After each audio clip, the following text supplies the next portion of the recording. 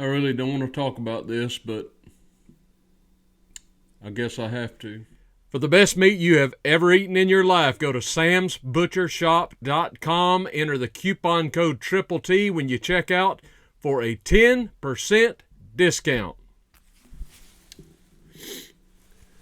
Several years ago, I was passing through Chicago.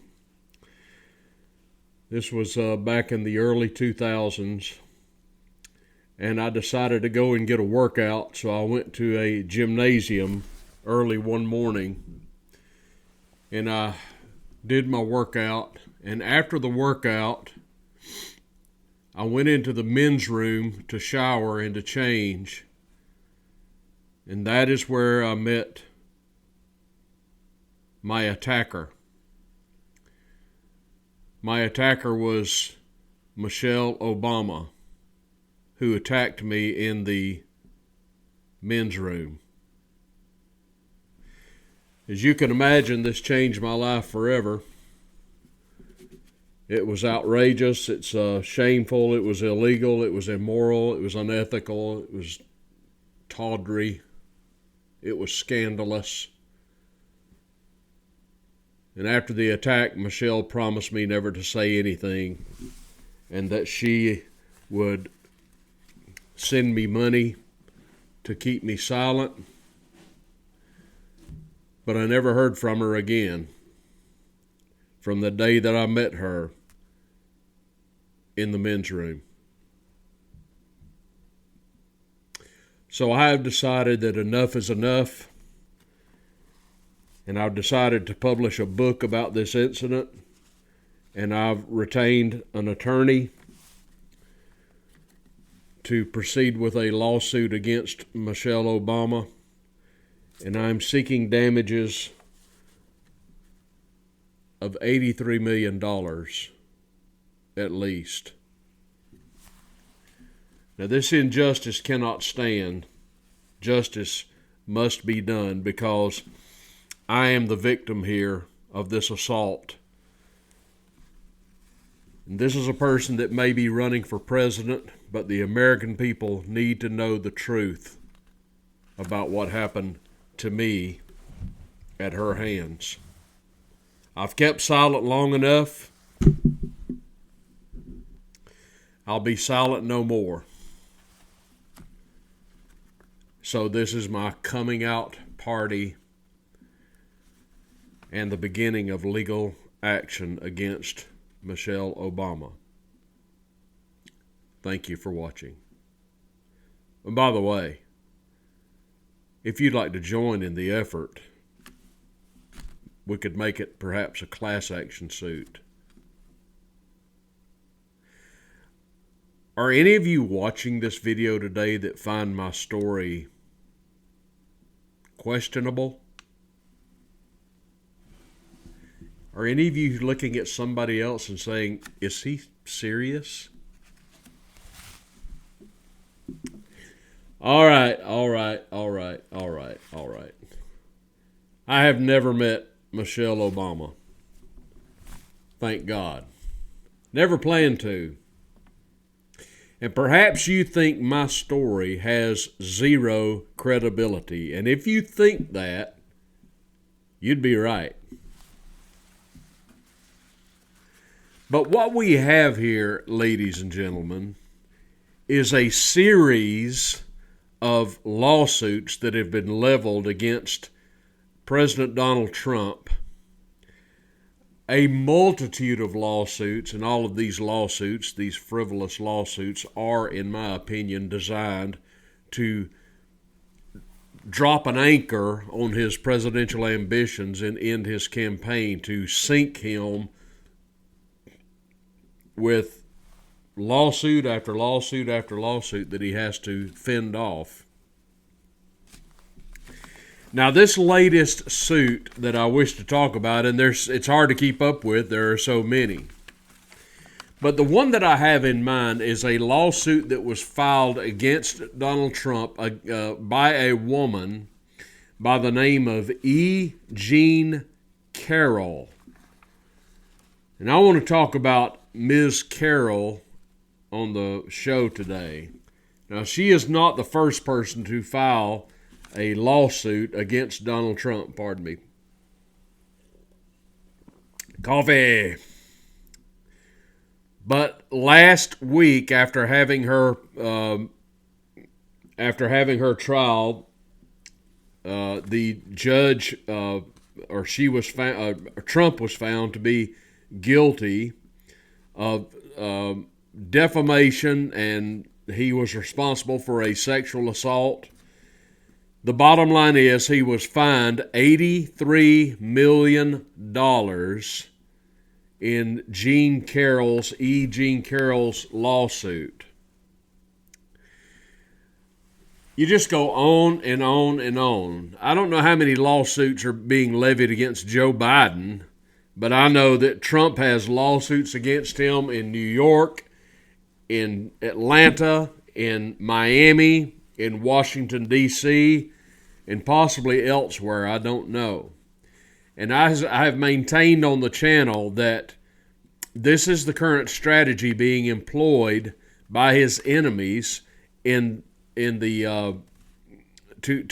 his campaign, to sink him, and to usher perhaps Nikki Haley into his slot. And I'm not going to spend time today talking about all the lawsuits that have been levied against President Trump, because we'd be here all day, but I do want to discuss the lawsuit filed from E. Jean Carroll, the one in which Trump was found guilty this last week and ordered to pay $83 million. There are some facts about this case that you need to know about if you don't already. Now, the sum of the case is that Ms. Carroll claims that she met Donald Trump at a department store in New York. The name of the store, I believe, is Bergdorf Goodman. Bergdorf Goodman, I believe, is the name of the store. I had it pulled up here, and now I'm not finding it. Bear with me just a minute. Bergdorf Goodman in 1996.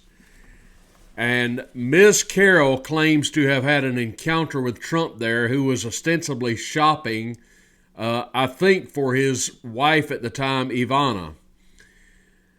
And her narrative goes like this: that they go together to look at different articles of clothing for women, and the two of them wind up in a dressing room, Donald Trump and E. Jean Carroll. And she claims that Trump sexually assaulted her in the dressing room, a claim he does deny. Trump, in years subsequent to that, in fact, in 2019, Trump dismissed her claims as a hoax, and he called her a whack job. And because of this, he was found liable for slander, because he said that her story was a hoax and called her a whack job. And for all this, he was found guilty and ordered to pay in excess of $83 million. Now let's talk about E. Jean Carroll and the substance of her suit against Donald Trump. Number one, here are facts perhaps you don't know about this case. Ms. Carroll, pertaining to this case, could not recall the date, month, season, or year the alleged incident happened. Number two, Ms. Carroll never told anyone about it, despite being publicly obsessed with her own sexuality. Number three, the dress Ms. Carroll claims to be wearing did not exist at the time. Number four, Ms. Carroll's description of the dressing room at Bergdorf Goodman was inaccurate, making her sequence of events impossible. Number five, Ms. Carroll's lawsuit was bankrolled by Jeffrey Epstein associate and Democratic megadonor to Nikki Haley, Reid Hoffman. Reid Hoffman was a friend of Jeffrey Epstein and is a Democratic donor to neocon Nikki Haley. He bankrolled this case against Trump. Number 6. Democrats created a law called the Adult Survivors Act in 2022 to enable Ms. Carroll's lawsuit to proceed. Number 7. Ms. Carroll's accusation is the exact plot line of an episode of Law and Order, which she claims to be one of her favorite shows. Number 8. Donald Trump's show The Apprentice was one of Ms. Carroll's favorite shows. Number 9. Ms. Carroll has a history of falsely accusing men of rape, including CBS executive Leslie Moonves. Number 10. Ms. Carroll told Anderson Cooper that, quote, most people think of rape as sexy. Think of the fantasies, unquote. And number 11. Ms. Carroll made a career promoting promiscuity, even writing glowingly of sexual assault and naming her cat, let's just say, a female body part. There you have it. E. Jean Carroll. Now, the story I began this video with was completely non-credible. What's the word? It had no credibility. It was outrageous. It was ridiculous. It was stupid. No, the truth is, I'll have to drop my lawsuit. I never even met Michelle Obama, much less got assaulted by her. But I'm trying to make the point that Jean Carroll's lawsuit against Donald Trump, like so many of the others levied against Donald Trump, is simply, let's just say, without credibility.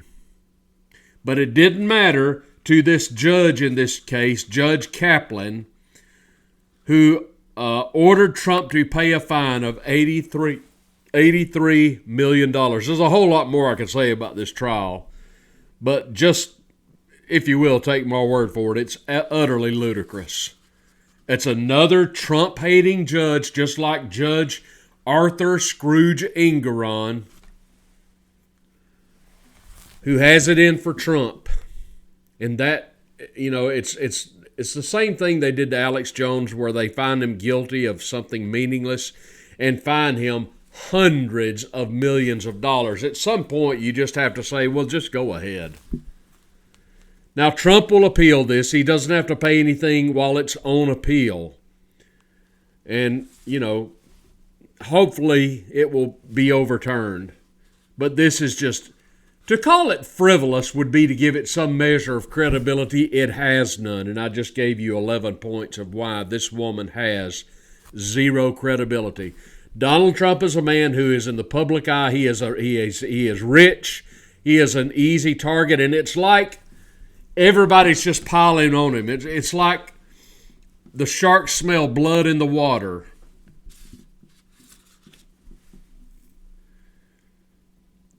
I've had enough of this kind of stuff, and I'm telling you, one of the things that we need in this country, I did a video a few weeks ago saying what I would do if I were president and had a lot of power and authority. And I didn't mention this, but one of the things we need in this country, in my opinion, is tort reform. We're not likely to get it because most of the people that are in Congress are lawyers. But we need tort reform so that we can end frivolous lawsuits. And my thinking in speaking of tort reform is something such as a loser pays system that would stem the tide of these frivolous lawsuits. I know here in Birmingham, on radio and television, half the commercials, it seems, that you hear are from these ambulance-chasing lawyers who scream, "Call me right now if you've been hurt in an accident." I mean, how many accidents can there be to justify this many ads? You know, you get tapped in the rear end by somebody in a UPS truck, and here come the lawyers. And you just barely got a crick in your neck, perhaps, and we're going to file a lawsuit. It's just out of hand. It's out of control. And E. Jean Carroll is the latest person who is out of control. But, you know, I'm trying to put forth the notion that anybody can say anything anymore. And you've got a lawsuit on your hands. All right. I have to add, and this is dicey, and this is a landmine to walk through, because I am not trying to make light of or minimize a legitimate case of sexual assault or rape. But I have got to tell you, and maybe some of you ladies can weigh in down below, I got to tell you, if there is a legitimate claim of sexual assault or rape, do you need to speak up a little bit sooner than maybe, 20 years after it happened? Does that not weaken your case somewhat? I understand when it's legitimate. I understand there's all sorts of factors involved. There's shame. There's embarrassment. There's humiliation. I understand. There's stigma. I understand all that. And I'm not saying that there are not legitimate cases where this has happened. I think Paula Jones had a legitimate case against Bill Clinton. I believe Juanita Broderick, you're going to need some ice on that, definitely had a case against Bill Clinton. But I got to tell you, when things like this happen, you can't wait years before you report it. Otherwise, you look like an opportunist, and it's much harder to prove your case. Unless, of course, your name is Donald Trump,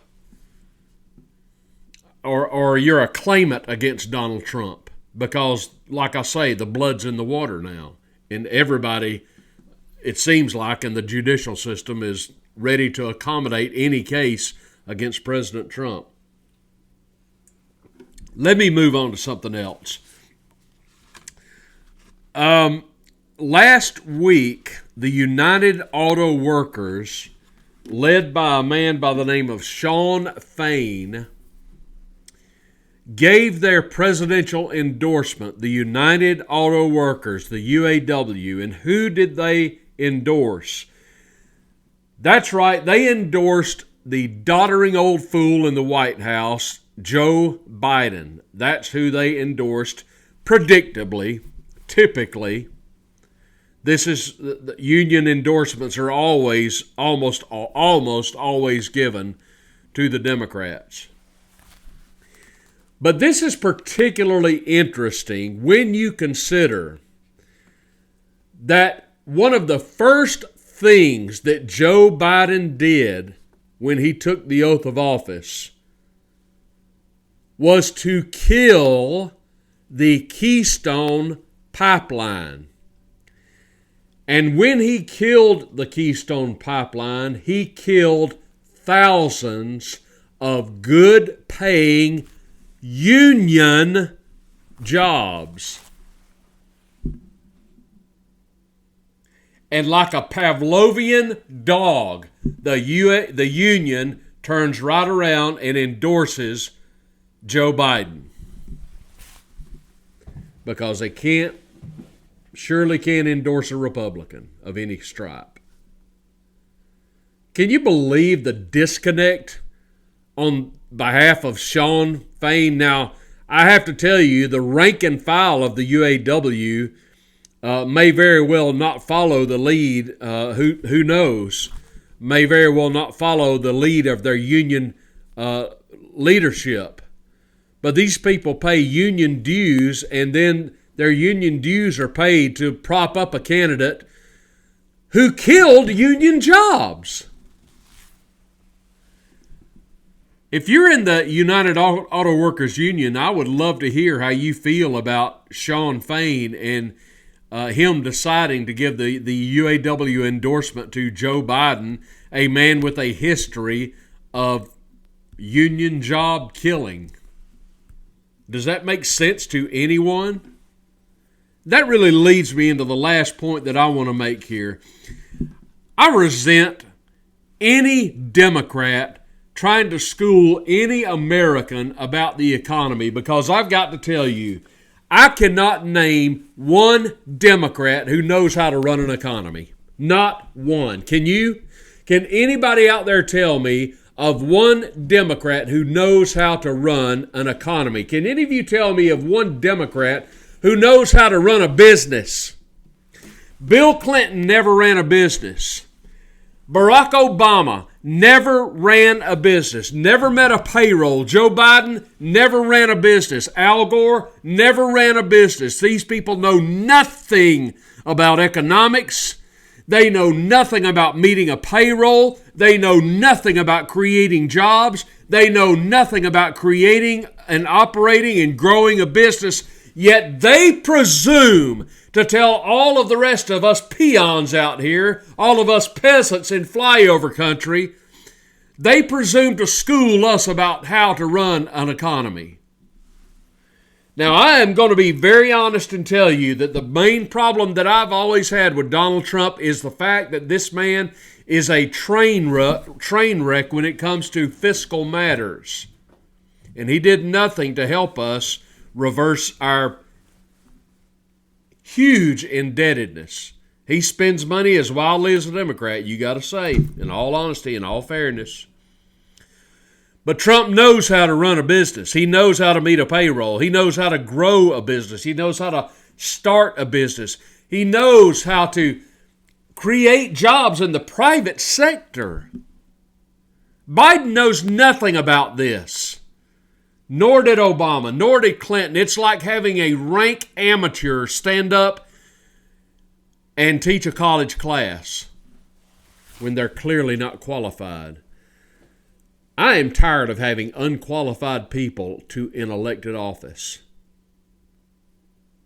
Then again, maybe some of these folks do know something about economics. Now that I think about it, I mean, you got people like Pelosi, you got people like Nikki Haley, you got people like Alexandria Ocasio-Cortez, who come into office virtually penniless, and just a few short years later, they're multimillionaires. Isn't that interesting? Wow, maybe the joke's on me. Maybe they do know something about the economy. Maybe they do know something about how to make money.